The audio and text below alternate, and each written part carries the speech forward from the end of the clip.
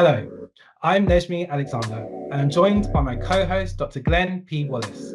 Welcome to Impactful Conversations, where we hope to have an impact on you, the listener, that also allows you to go forward and have bigger, bolder impacts on your teams, with your leadership, and with your organizations. Hello, and welcome to today's Impactful Conversation. Today we're going to be exploring a really interesting topic. I think something that hits on or is impactful for any professional, but of course, specifically here we're talking about impacts on leaders, and it's a really important topic because what we're going to explore literally touches like every leader. And so what we're talking about today is the leadership shadow. What is it? How does it show itself, and what can we do about it as leaders to help minimize maybe the shadow that we can cast, or to have less of a negative or limited impact in our leadership from the as a symptom of the leadership shadow that we can cast. So it's a big topic. It's a topic, as I mentioned, that I think hits on everyone.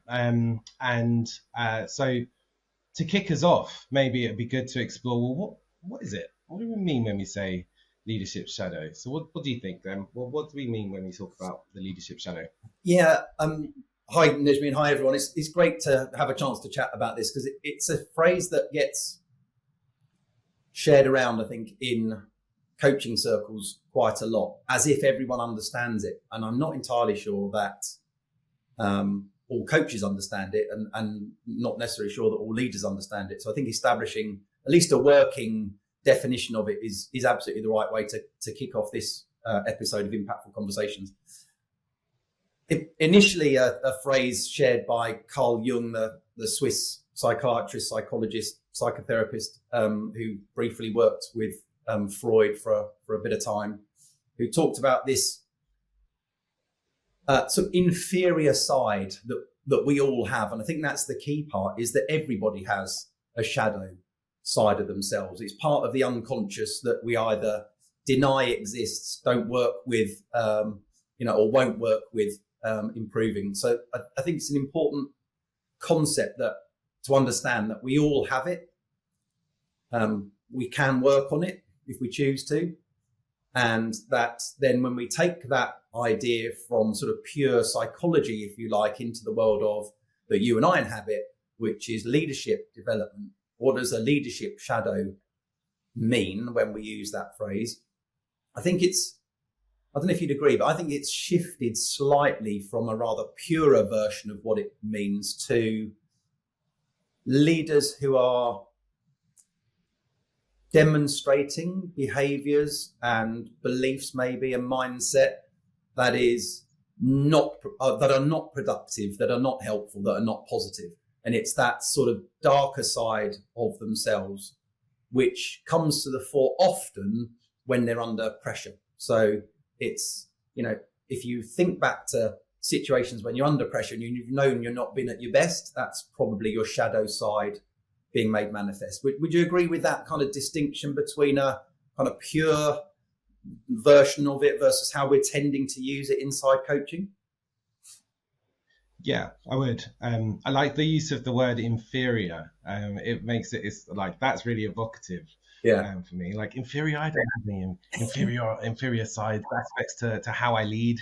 But I get that. That's why it's so important to acknowledge and address really in leadership. Actually, in times of stress, in particular, what are the behaviors that show themselves, or the attitudes, mindsets, aspects of ourselves that can show themselves that actually are not helpful for delivering outcomes as effectively as possible, that maybe can have an inferior or a negative impact on the people that we lead and how we lead them.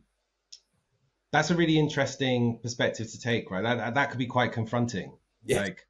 I don't really want to address an inferior side or acknowledge an inferior side.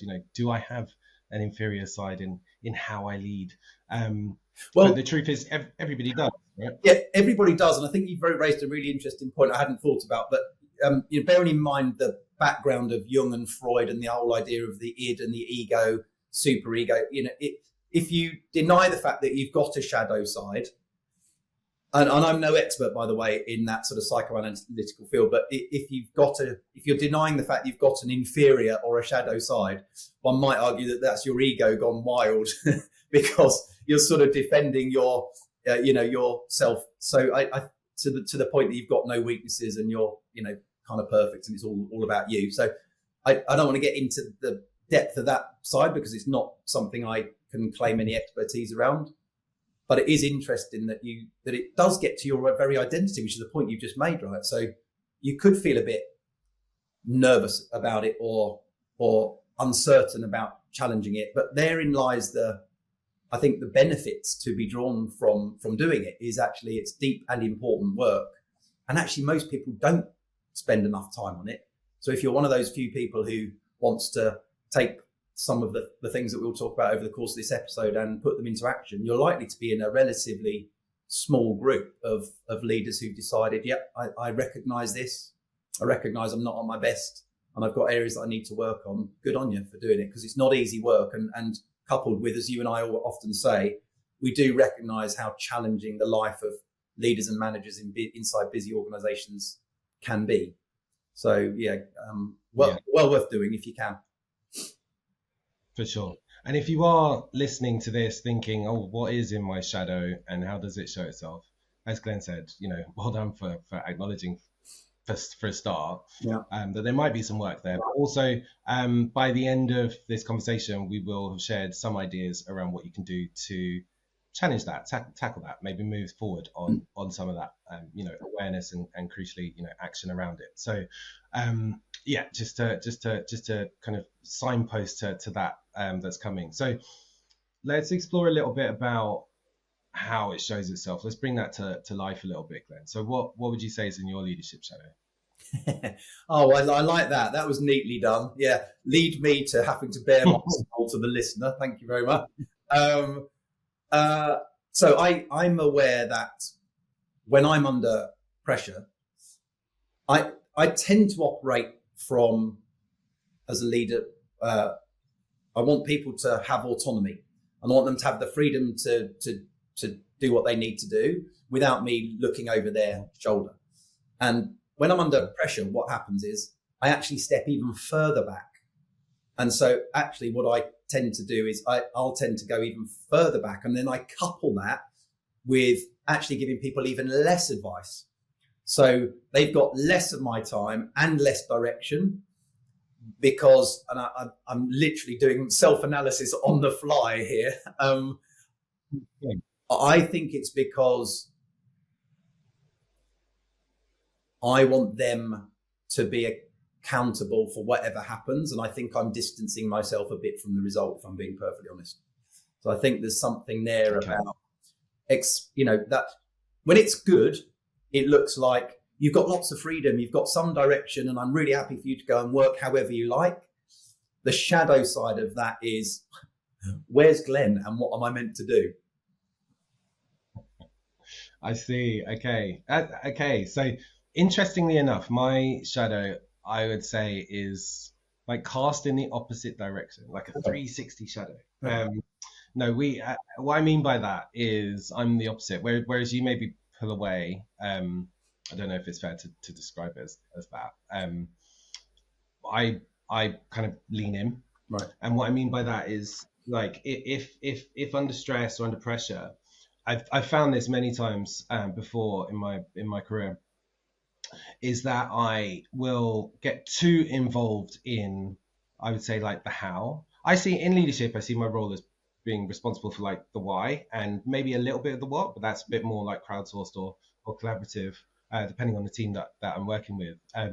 But the how should always be, delegated, if you like, because for the same reason, autonomy I think is really important. And when I'm under stress, I think I lean in too much into like forming an idea of what I think, how we're going to get to, place like promised land X. And because I formed this construct in my mind, then when we're navigating to that point, I'm a little like the way in which I'm like leading in this journey is like to kind of cajole along towards that kind of vision of how I've identified I think the construct or the outcome should be arrived to.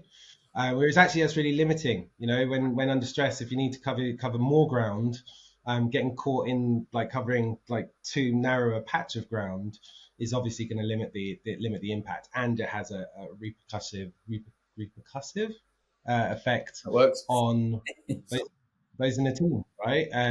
That like people will feel less like, maybe shows itself a bit more as like micromanagery.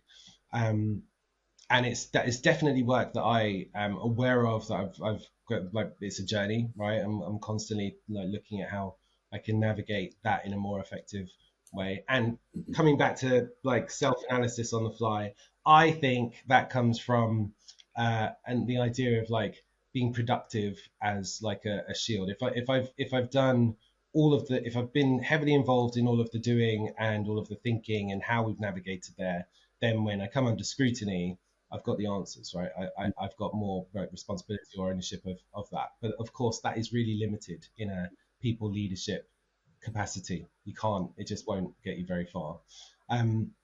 It's interesting enough when I'm describing that, I'm like, oh no, I've done some work around that, and also the context that I was talking about, like there was context behind it. There was a cultural context behind it, which drove me that way. Which, interestingly enough, I think comes back to that what you were describing a moment ago around ego. Like even in describing, the realities of something that like is probably still a little bit true, but is from a few years back. There's a bit of the ego that's popping up to say, oh no, there's context to that, there's reasons to that, like it's not your fault, Nejmi. Which I think is an interesting point to raise, right? Because actually that can be a blocker in terms of our awareness around what we can, like how we're actually impacting or showing ourselves as leaders to others. So it's really important to be aware of that and address that where you can. Yeah, I agree with you. The thing that I would say, and we'll get onto this a bit later on when we look at how leaders might do some of that work on the shadow side, is that actually the context might have been really important. And whilst you may have responded in a certain way, actually the trigger to that may well have been the context in which you were leading. So, one of the dangers I think of doing solo shadow work is that you take everything as facts, or you give equal weight to conclusions that you draw. And sometimes it's helpful to have a foil to say, well, is that actually how it played out? Or are you solely to, in inverted commas, blame for, the outcome or whatever? So I think it is worth just bearing that in mind, that just because you've had a reflection about something that's happened or how your shadow side is turning up, it doesn't make it true. Yes. Yeah, no, I agree. I think you're right in that. I think just building on that, I think the idea of it being a shadow, I think, is a really interesting visual as well, because of how shadows are cast, right? So if you're, as a leader, if to kind of build on the visual analogy, as a leader, you're casting a shadow on your team. If if when you look up and around in the organization, or if you look at the bigger, broader culture, if that's also casting its shadow on you in how you lead as well, then that will, you won't be able to see your own shadow in amongst that, because the shadow that is cast is so big. Like you described, if you're standing behind a skyscraper, you can't see your shadow on the ground. You can only see the skyscrapers. And I think that's it's important to acknowledge that, right? That can be one of the confounding topics around this, that actually how to identify your own shadow within like a cultural context, I think, is a really important consideration in amongst this. I think like why this is difficult, I think, is really interesting. I think we should talk about that in a moment. Before coming onto that, what other examples do we have for how a shadow might show itself, might manifest itself in leadership? Yeah, I think there's quite a lot, and over the years, I'm sure you have as well. I've worked with lots of leaders who come to coaching with a certain area they want to work on, and then through conversation, you sort of start to see the both of you start to see a pattern, that there's other things at play, and then you sort of can often arrive at shadow work rather than necessarily people calling out, I've got this shadow work that I need to do. But I think we see it in lots of ways. The micromanagement one that you talked about actually is pretty common, I think, is that leaders not working at the level in the organization they really should be, and they get drawn into, or indeed they step into the weeds when really they should be staying out of those. And some of that, I think, is when they're under pressure, they want more control, or at least a perception of greater control. So they tend to go right down into the weeds and stay there when they should be more elevated. The second reason I see for leaders doing that is that their identity is so tied to being a technical expert that when they're under pressure, they revert rather back to that technical expert, because that's where the comfort lies. And so they'll do the technical work, or they'll micromanage people who are being paid good money to be technical experts in themselves. So I think that's one. I've been working with a leader recently who is quite extrovert in nature, and without getting too tied up again in the terminology, they're very outward going. They're very comfortable in the limelight. They're quite they're a good communicator, and they're good for their function because they're good in front of the camera and good at the kind of comms. When they get when they're under pressure, or they go into what's called overdrive of that, so they sort of do that on speed, if you like, it all becomes about them, and they don't share the glory enough with the team. And even though that, if you, as I have done, mentioned that to this particular leader, they're horrified by the fact that that's how that could be perceived, because they just think they're doing what they're normally doing, but actually what you're doing is you're casting part of that overdrive shadow on everybody else. So I think that's a real example where you've got somebody who's positive and productive traits, when it goes into that overdrive, become negative because it's about them. It's not about shared glory and collaboration and all those kind of things. It's quite egocentric. What about yourself? Have you got sort of either recent examples or current examples that you could share? Yeah, there's one that comes to mind of a client who I've worked with fairly recently, who is a performer, top performer. They have been throughout their career, and when we started to kind of get in the introspection, we were talking about, what are the career goals? Who do they want to be as leaders?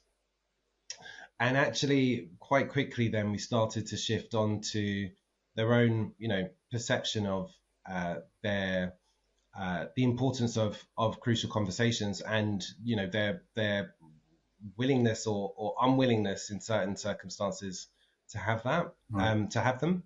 And so, what was in their shadow was actually like the desire to be liked, and to be a popular leader, was also creating a space for where their own high standards in their own work was not being reflected by those in their team, but they weren't, they didn't feel the mindset around how to address that needed some work for them to understand what was going on, what was holding them back from doing what they knew they needed to do in terms of having important conversations, being intervening a little bit more when performance was dropping with certain individuals in the team. But until we could address that kind of desire to be liked so readily in their shadow, that it was a blocker. We weren't going to be able to get there. So we did the work around that, which was really interesting, right? Because that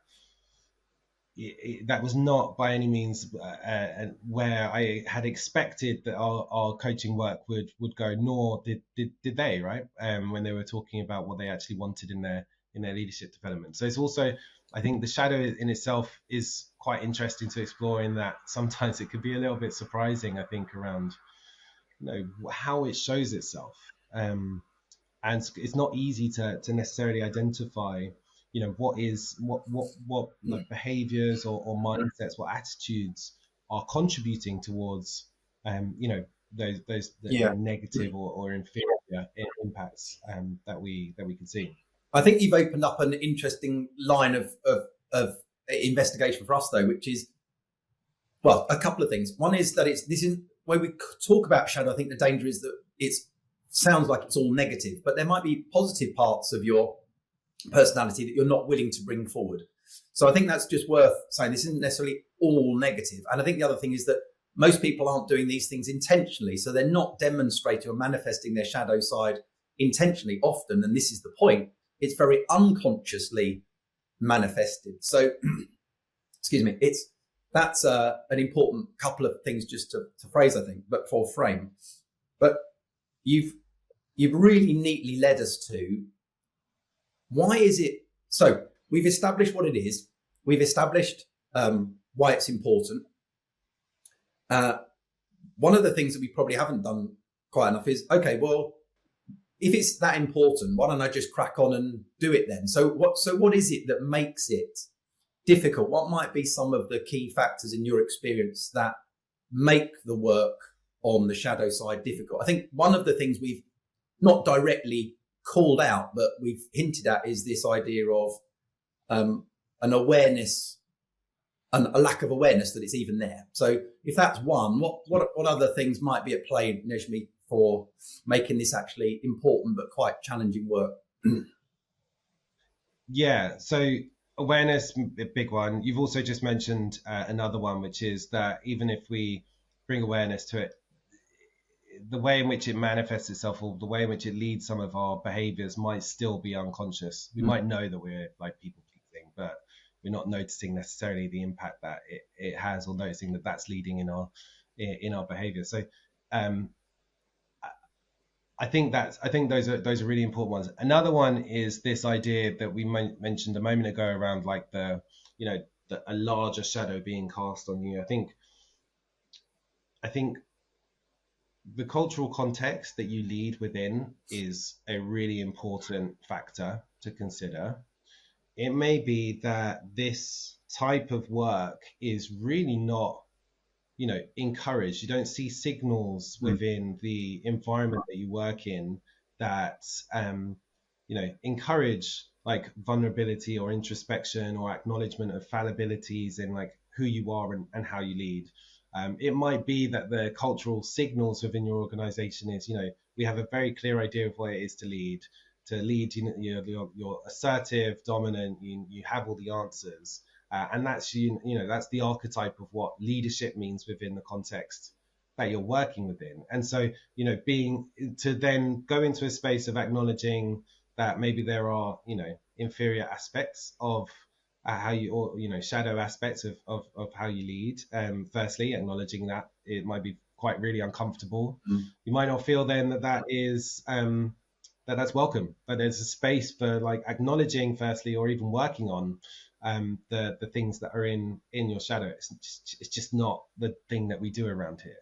And I think if that's the case, that makes it really, really difficult to do the work, to firstly to acknowledge it, but also then to do the work around it, because it doesn't feel like that's encouraged.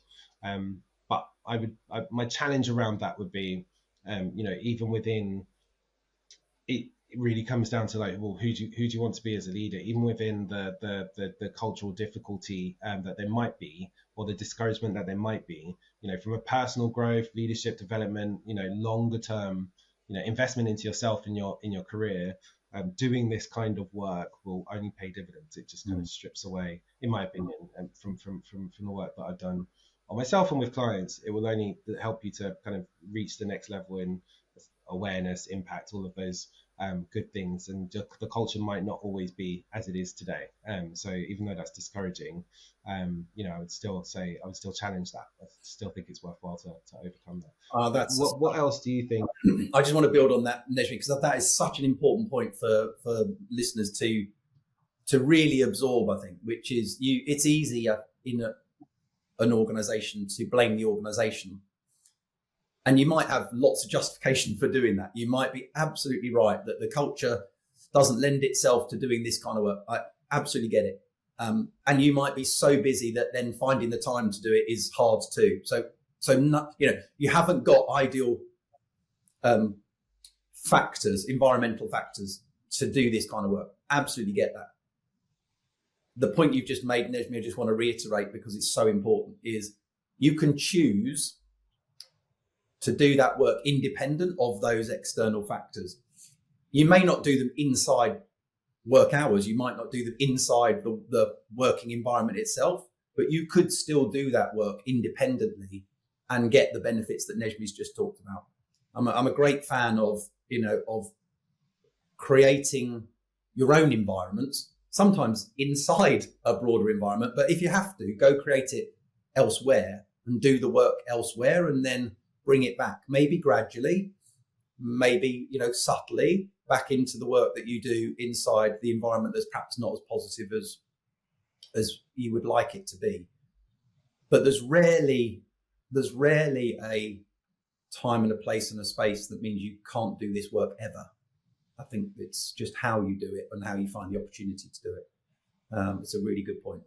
The only other piece I would mention, I think, is something that I've hinted at before, Nejmi, is that I think sometimes one's identity is so wrapped up with elements of the shadow that to give up the shadow almost feels like you're giving up your identity, right? So I've been told, I've been measured by different psychological assessment tools over the years that I am an off-the-scale introvert. That kind of works for me. Most people would say, I really find that difficult because in certain circumstances, you're really not. You're an introvert. You're actually quite outgoing and you're, It kind of works for me to continue to play that introvert identity.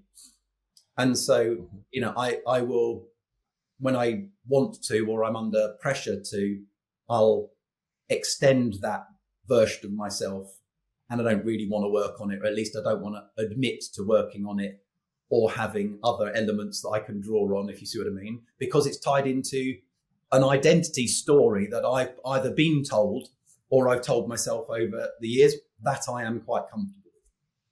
And that's a challenge.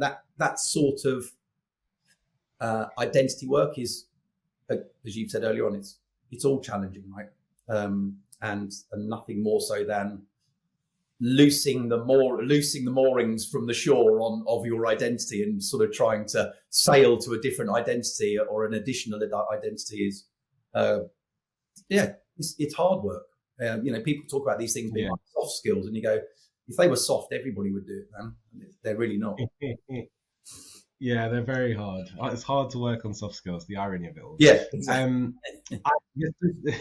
Just building on that, just because you just mentioned something that really resonated with me. Actually, that's a big part of my part of my personal story, I would say, over the past, 8, 9, 10 years, is working on that identity of introversion. I've got an opinion.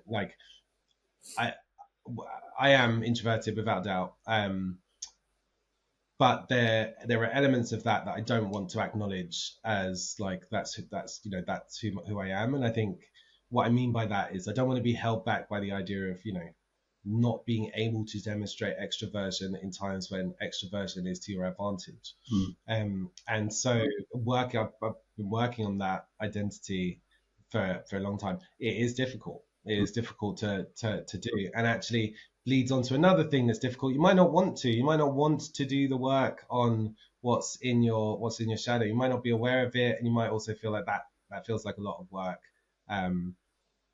Do I believe that I can change those things? The aspects of identity or aspects of my behaviors in how I lead, a lack of confidence in being able to do that might also lead you to find it difficult, discourage you even maybe from doing the work around it as well. I think it's important to call that out. And then of course we've got the classic blocker around time. Yeah. Do I have the time to do this? Which is everywhere and always a challenge when it comes to what to prioritize, right? But I think as we talked about, actually investing the time, the energy into prioritizing, working on stuff like this on what's in your shadow can help you to, extend the impact that you have as a leader, grow as a leader, have a bigger, broader impact in career. So it is an investment of time and energy, but it can be hard to prioritize that when, Can I it's not just an ask immediate- you, you've and got obviously, everything. bear in mind you're in a public platform, you don't have to answer. You don't have to answer this question. But once you've done the work on the areas that you were just talking about, being able to tap into the extroversion and being able to manage some of the introversion tendencies that you had under pressure. I'm not trying to put words into your mouth here, so I'm trying to phrase a question that might be more objective. What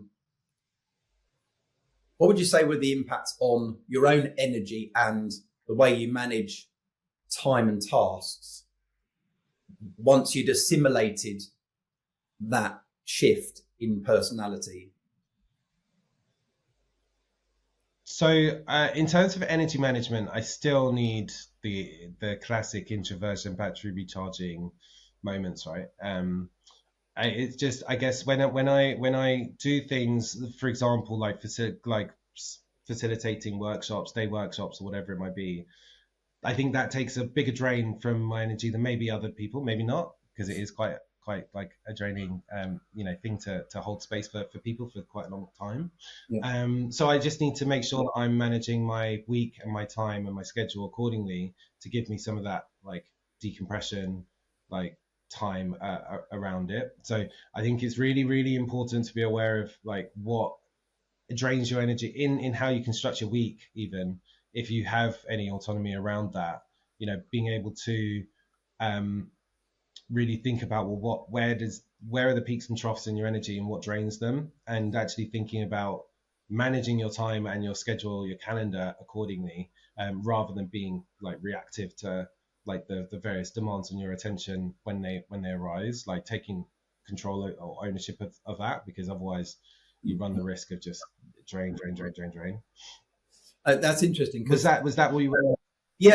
Yeah, it really was. And I think the reason I'm asking is because I think what it makes, you mentioned about, the challenges of time and energy to do some of this work. And I think you're absolutely right. The thing I would say is if you do the work and once you've assimilated it and it becomes less clunky in its execution, actually you become more efficient with it. And you either find ways to be more efficient with managing your shadow, or maybe you're not expending energy through anxiety and stress about certain parts of your personality because you've managed them more. So it's a difficult thing to share with people who've not been through that process, but there's definitely some gains to be made on the time and energy front by doing this work, because I think it's quite draining to not be fully aligned with parts of your personality, or know that you've got parts of your personality that need some work. But you're just not doing that. And we all know that really deep down when we take a moment, right? Yeah. I mean, just to talk really practically, it's a nice little exercise, but it's something that I would suggest is actually like map out what your week looks like. Like take your like last week or, past few weeks as an example, as a snapshot, and actually just do a quick, assessment, maybe a plus, neutral, or minus, or like, high, medium, low, whatever it might be, against the various activities across a week, as to whether they are energy like generative, whether they create energy for you because you enjoy doing them, you're playing into your strengths, all of those good things. Whether they're neutral, you just kind of do them, or if they're a real drain, actually it's like a lot of hard work to do that, and actually look at what does that look like across the week. Like if you were to kind of very, very loosely in your mind, like draw out a map of what your energy levels are looking like as a result of the work that you've been doing, like what does that actually look like, and does that look like something that is sustainable? Does that look like how you want it to be, or is there opportunity to kind of think about what you do within a given week a little bit differently, so that you can create more space for doing work like this, or whatever it might be, whatever the advantages are of kind of managing your energy. I think that's a really practical like tool, a bit of like evaluative work to just kind of assess, well, where am I at, and actually what could I do intentionally to challenge that. What I guess that's practically around like energy and like creating some time or space to do the work around like reflective work. Maybe that's a bit leading. What other ideas or what do you think people can practically do to help them to get started or to tackle, what's in their shadow? Yeah, I think there's quite a lot. I think they are variously or varyingly effective. And so I'm going to start with one of my favorites and then just caveat it a little bit with some of the things you need to look out for when you're doing it. But I'm a real fan of journaling. I can't remember, Nejmi, if you journal or you have done over time. Do you want to share that? I have done it times. I found it quite difficult to maintain personal accountability around like just keeping up a rhythm. It never really established itself like a good habit, but I have done it at times. And I think that's an important point, which is it really works for some people and not for others. And then there are others who sort of dabble in it when that sort of time feels right. I'm definitely not somebody that has a daily ritual of journaling, but I do it pretty consistently over the period of a quarter or a year or whatever. And when we talk about journaling, I think there's a couple of different, but there's lots of different ways. But my favourite two that I'll share with the audience are what we call a kind of stream of consciousness journal writing. So you literally grab a pen, and I actually do mean a physical pen rather than typing it, for example. And there's a reason for that. I think it's okay to use a digital pen and pad. That's fine. But there's something quite nice for me personally about grabbing a fountain pen, an old style book.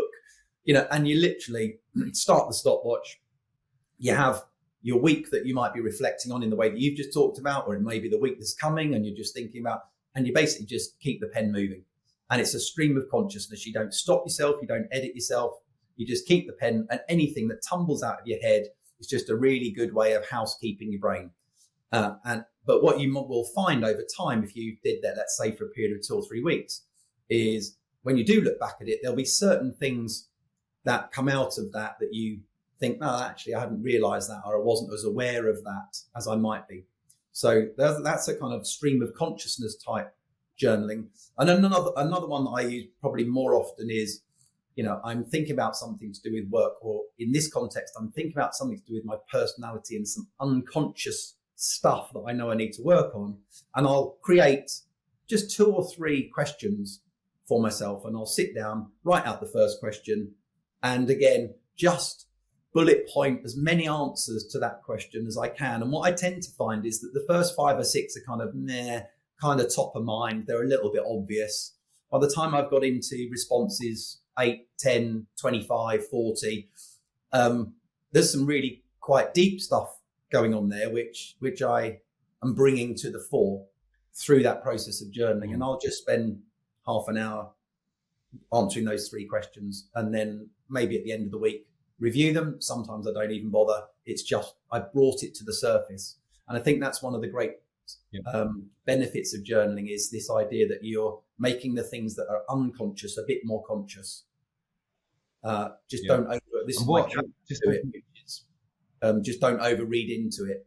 Just because you've thought it doesn't make it true. It's just a thought that's randomly sort of popped up from your conscious. So just be a little bit measured about how you respond to it. That's a really important point.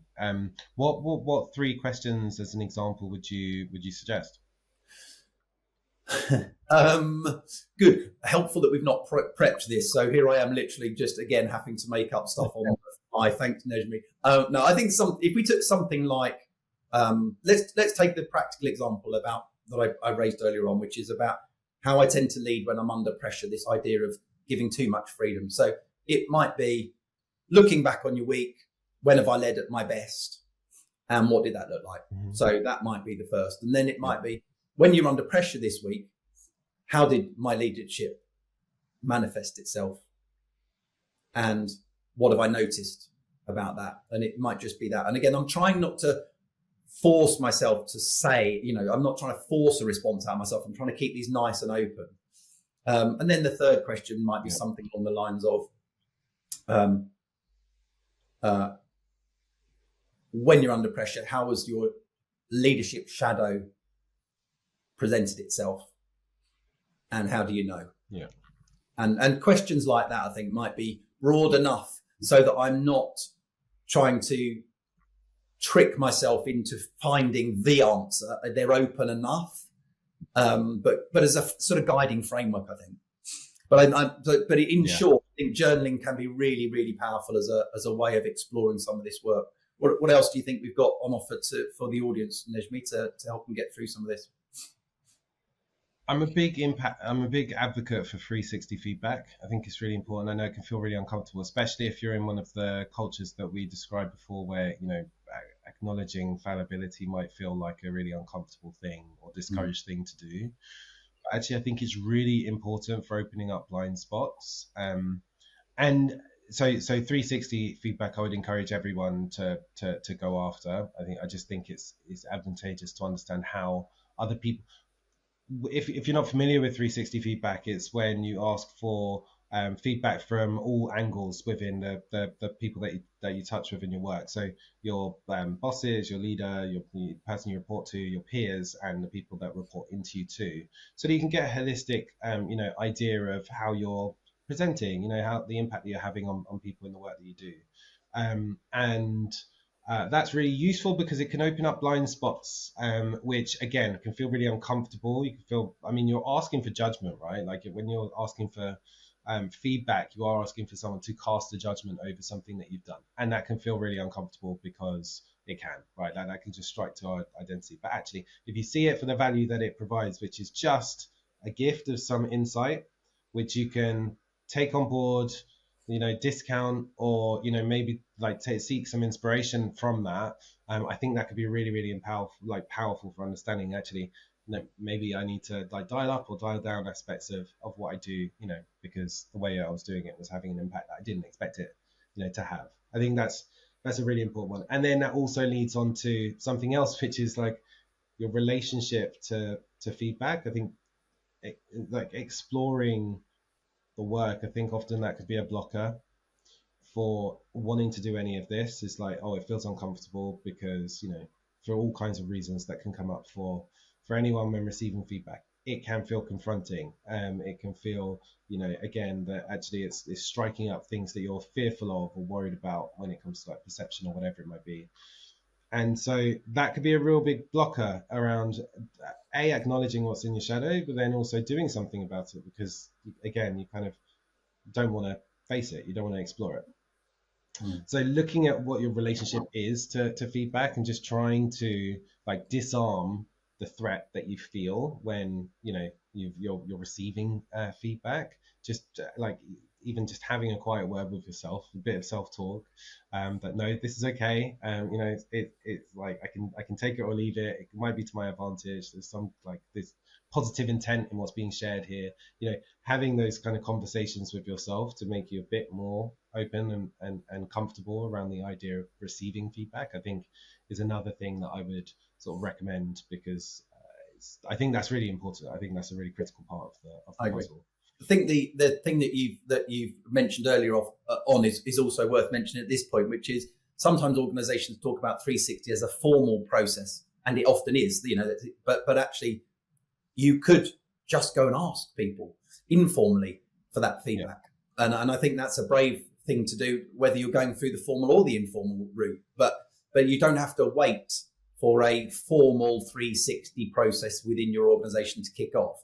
If you think you've got some work to do, you can decide to go and have those conversations at any point that you want to, and hats off to you if you do. I suppose the final thing we should mention is that because a lot of this work requires self-awareness, some high levels of self-assessment, sometimes that's I was going to say better done, but that I need to be really careful in my language here. It's differently done, and then you might have some different advantages if you're doing that work with somebody else. And that somebody else could be a mentor that was going to be honest with you, could be a coach, somebody that is going to be able to either work with the feedback that you've got from other people and trying to work that through with you, and discuss what it might mean and how you're going to respond to it and what that might mean for your shadow side. But there's real advantage in having a third perspective on the work on yourself. And if your own self-awareness is pretty low, the other things that we've just talked about, the journaling particularly, may be a challenge, because you're only as good as your own self-awareness, level of self-awareness, right? So sometimes having a third party come and help you do that can be enormously beneficial. which is kind of the work that you and I get the privileged opportunity to go and do inside organisations. Yeah, for sure. I mean, even just even for accountability, like just when we're talking about like ego coming up to challenge some of the ideas that we're presenting, doing this work independently can just be slower and harder to hold yourself to account when those things can be confusing or conflicting or distracting sometimes. So getting external support, I think, is a really important one. We've covered a lot of ground, I would say. What in terms of this conversation, just the impacts that I think I have taken away from what we have described. There's quite a few. But just kind of rattling through some of them. I think this idea around exploring what's in your shadow, of course, requires you to do some work around self-awareness, like to understand, what is in it, to be able to then do something about it. So the work around being aware, becoming more aware, I think is a really important one that anyone can take away from this. So the suggestion around journaling is a great one. I think the questions that you posed is like reflecting on like when you were at your best over the week that's been, or the period that's just been, when were you maybe at less impactful, or when you were under pressure, what was showing itself that could have been in your shadow, and how do you know? So just having a simple set of questions to really reflect on the week that's been can be a really useful task to just start to get into it, see what sits underneath the consciousness and what comes out once you start to do it. But then there's an important caveat that you shared around, just because it's a thought doesn't make it necessarily true, and so big kind of having an awareness around that, just using that as a tool to elicit some ideas, but then making the conscious decision around, what do you think that does that mean, creating meaning from that. 360 feedback, going after it doesn't have to be part of a formal process. You can capture that input from anyone at any point. It does require you to do the brave thing, which means that actually another aspect of the work that you can do is to explore your relationship to like doing the brave thing. Do you feel that you are in the equipped to be able to do that, and can you do anything to equip yourself even greater, even if that's just having a few principles or ideas, self-talk, cues to remind yourself of when you do start to feel that sense maybe of being repelled maybe from the idea of feedback. And then lastly, seeking support around it, like the opportunity to share some perspectives from mentors or coaches or anybody that feels like a relevant source of support to help you on your leadership journey, feels like an important thing to do. And so like setting yourself a target, a goal to go and do that might be something that you could go ahead and put into action over the short term. Those are the things that I've taken away from the conversation, Glenn. Is there anything that you think I might have missed?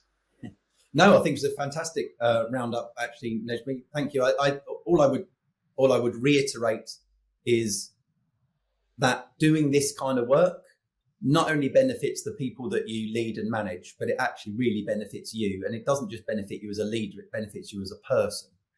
And so I think that's why it's quite hard work sometimes to do, but the benefits way outweigh the difficulty and the challenge of doing it. And sometimes quite fun, because you've had to, you should have been doing it, or you could have found opportunity to do some of this work earlier on. So it's a brave thing to do. I wholly recommend giving it a try, and seeing the benefits for those that you lead, and the impacts for yourself too. So it's been a great session. I think there's so much more there that we could unpack, and maybe we'll take elements of it and bring those back into separate episodes.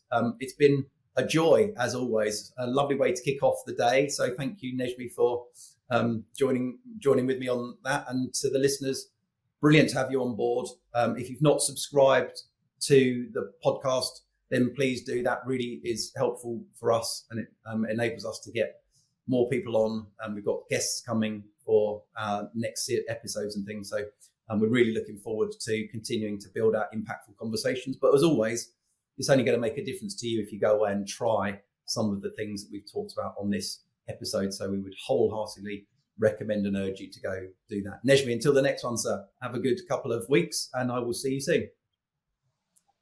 Thank you, Glenn.